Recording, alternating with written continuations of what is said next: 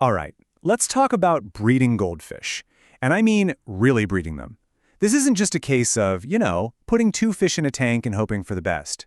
This is a whole journey, one that really transforms a simple hobby into something more like an art form.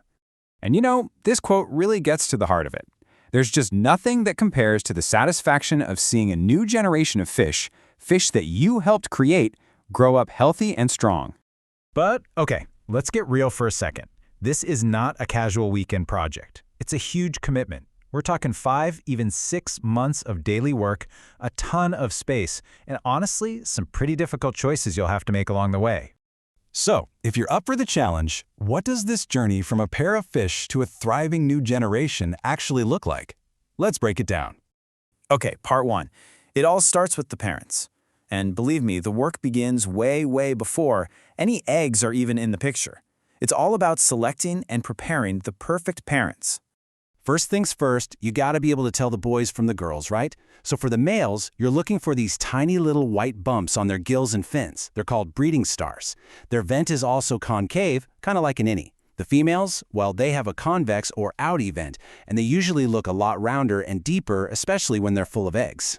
Now, a huge part of this prep work is a special diet, what breeders call conditioning.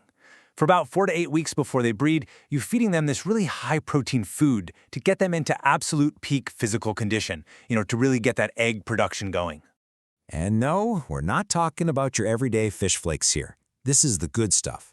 Breeders use all sorts of live and frozen foods, things like brine shrimp, bloodworms, all the high-protein goodies they need for a really successful spawn. All right, so the parents are fed, they're in top shape. What's next? Well, now it's the breeder's job to set the mood, to create the perfect environment that basically screams, it's time to breed. And here's the secret sauce. You're essentially trying to trick the fish. The whole idea is to use the water temperature to make them think it's springtime, which is their natural breeding season. So, this whole simulation kicks off with a mini winter. Breeders will actually drop the water temperature way down to about 52 degrees Fahrenheit. That's pretty chilly. And then, slowly but surely, they start warming things up. They'll raise the temperature by about 3 degrees every single day until it hits that sweet spot of around 72 degrees. That slow warm-up, that's the big trigger. It sends this powerful biological signal to the fish that spring has arrived and it's go time. Now, where are all these eggs going to go? See, in the wild, goldfish lay their sticky eggs on plants. So breeders have this super clever, low-tech solution. They make these things called spawning mops out of plain old acrylic yarn. They're basically just a safe, clean, artificial plant for the eggs to stick to. Okay, the parents are ready. The tank is set up just right. The water's warm. Now, it's time for the main event, the spawn itself. And you will know when it starts. It's this classic behavior, and it almost always happens right around sunrise. You'll see the male start chasing the female all over the tank, pushing and nudging her into those spawning mops. They're basically trying to convince her to release her eggs. At this point, breeders kind of have 2 ways to go. They can just let nature take its course right there in the tank, or if they want to make sure they get the highest fertilization rate possible, they can do something called hand spawning. That's where they very gently help the fish release the eggs and milt into a separate bowl.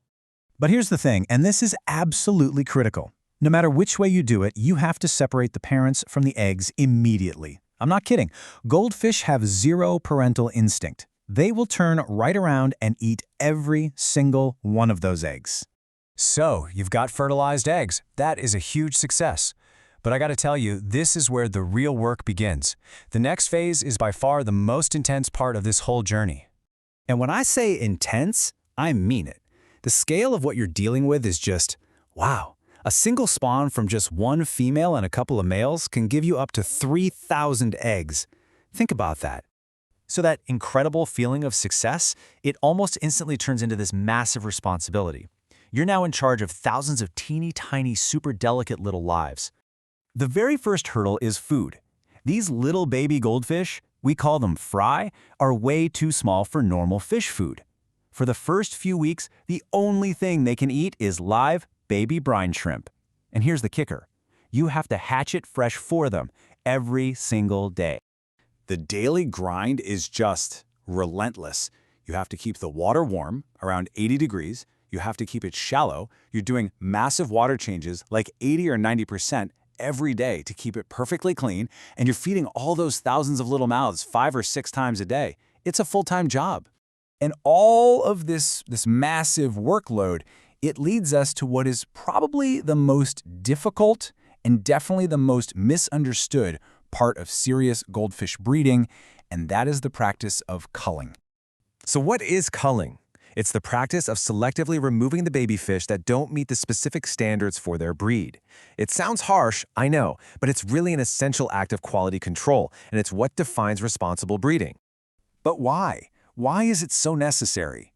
Well, for one, it's just physically impossible to properly care for thousands of fish. If you tried, the whole batch would end up stunted and sick. Culling is what allows the best, strongest fry to get the space and the food they need to actually grow up healthy and reach their full potential. Let's take a look at a really specific example, the water bubble eye goldfish. To be a good example of this breed, a fish has to meet a long checklist of ideal traits.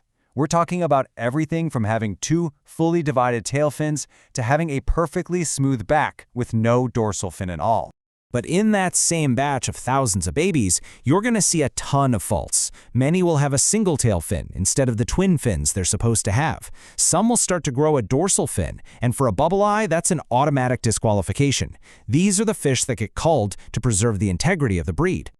So when you step back and look at the whole thing, I mean the months of preparing the parents, tricking them into spawning, the non-stop work of raising the fry, and then the careful, difficult art of selection, you really start to see how this is so much more than just keeping fish.